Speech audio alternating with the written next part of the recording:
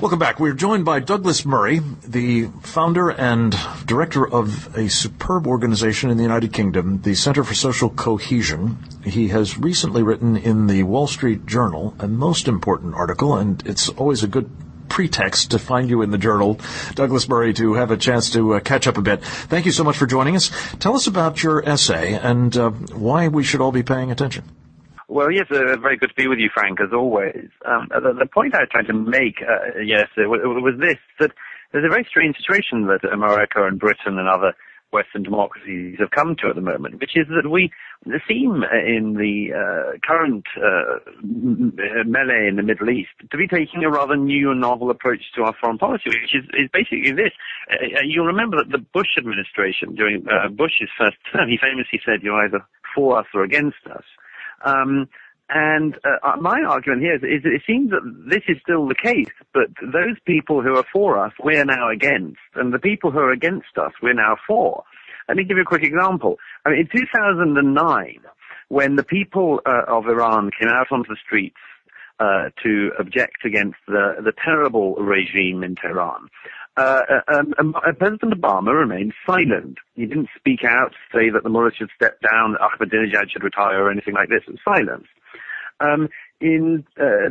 Just a few weeks ago, when the crowds came on the streets in Egypt, also rightly demanding that they didn't want to live under a dictatorship, but they were objecting to somebody who, with all of his faults, was nevertheless put down as an ally and a friend, albeit a bad friend, of America and Britain. And suddenly, Obama and Prime Minister David Cameron and others found their voice and demanded that Mubarak step down. And just in case anyone thought this was some just coincidence, an aberration, as it were, then we see Colonel Gaddafi in Libya getting into trouble with his people. And this bizarre sight, I mean, you couldn't invent a better enemy than Colonel Gaddafi. I mean, aside from his sponsorship of terrorism, aside from funding the IRA and bringing down airline planes over small Scottish villages and so on, and the most intransigent enemy of America and Britain and the Western democracies, this man finally finds himself on the receiving end of some crowd anger, starts gunning down his own people, and the most you can hear is the odd murmur about how terrible it is that he's gunning down his own people. But there's no Obama, no Cameron statement saying Colonel Gaddafi, his time and his family's time running Libya as a personal business of the Gaddafi dynasty is over. The Gaddafi era is over. Nobody's saying it. They go silent again. I think it's an utterly bemusing, counterintuitive period of American policy. Let me ask you, Douglas Murray, my theory of the piece, and I think it applies in Libya, it certainly applies in Iran, of course, and it helps explain what went on in Egypt. There's one common denominator that, as best I can tell, is operating.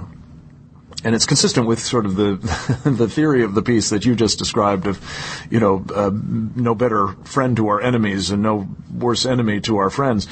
But there seems to be this consistent strand through the Obama approach to all of these melees, as you put them, namely that he does in every instance what would be best for the Islamists. And I wonder whether you find that to be an explanation that is compelling as I do. Well, I mean, my own feeling is the reason why this has come about is broadly speaking, what you get at the end product of a liberal arts education in America these days, or the latter part of the 20th century, which is that effectively you don't think that America has the right to tell people what to do or what not to do. It's also hierarchical. It's also terribly 20th century to do that. And the fact is that nation states do have the right to stand up for their values. America has nothing. It should stand up for more, to be on the side of people who desire freedom, who desire what the American people have.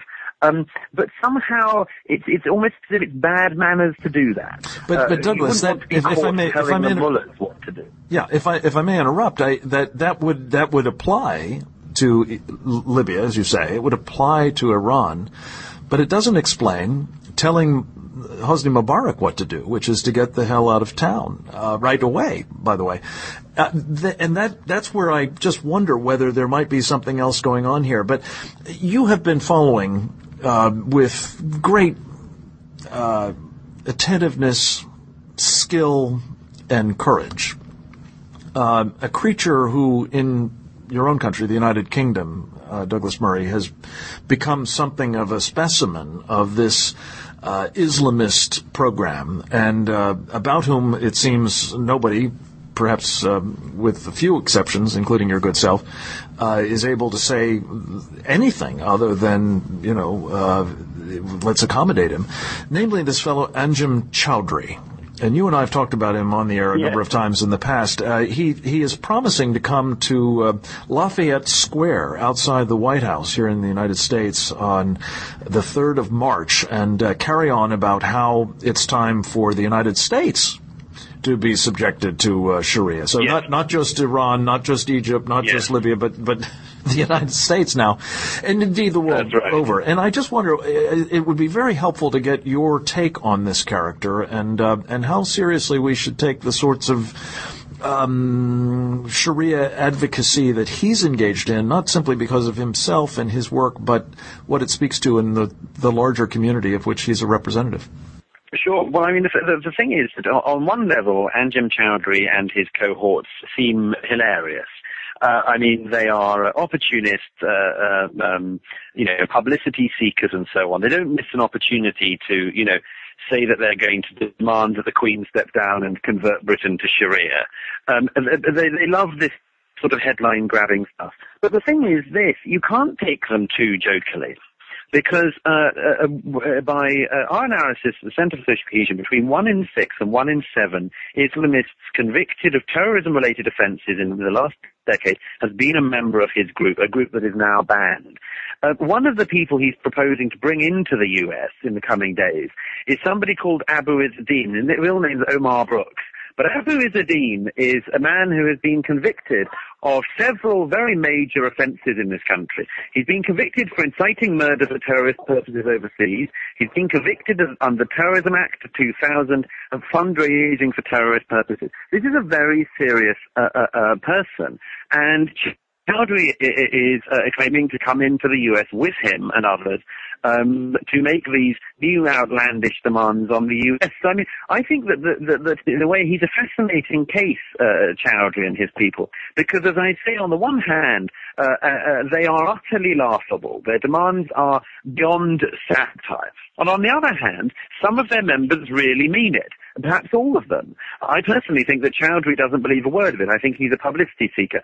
A few decades, if he hadn't have got radical Islam, he'd be on the X Factor. He's the sort of person who just loves attention, and he's found it this way. But the thing is that some of the people following him, some of the young men around him, have taken it very seriously indeed. And I think that, as so often, it's very funny until something detonates. It's very funny until something goes off.